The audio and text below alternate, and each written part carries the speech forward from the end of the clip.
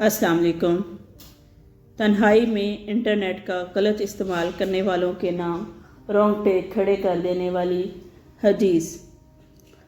सुबान रज़ी अल्लाह अन्हा से रिवायत है कि रसूल अल्लाह सल्लल्लाहु अलैहि वसल्लम ने इरशाद फरमाया, मैं अपनी उम्मत में से यकीनी तौर पर ऐसे लोगों को जानता हूँ जो क़यामत वाले दिन इस हाल में आएंगे कि उनके साथ तहामा पहाड़ के बराबर नेकियां होंगी, तो अल्लाह अज़्ज़ा वजल इन नेकियों को हवा में मुंतशिर कर देगा, गारत कर देगा।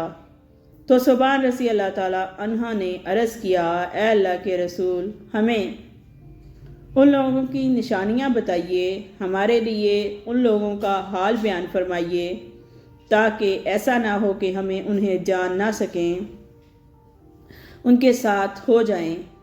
तो रसूल अल्लाह सल्लल्लाहु अलैहि वसल्लम ने इरशाद फरमाया, वो लोग तुम लोगों के दीनी भाई होंगे और तुम लोगों की जल्द ज़ाहरी पहचान इस्लाम में से होंगे और रात की इबादत में से इसी तरह हिस्सा लेंगे जिस तरह तुम लोग लेते हो, यानी तुम लोगों की तरह क़यामुल लैल किया करेंगे। लेकिन उनका मामला ये होगा कि जब वो लोग अल्लाह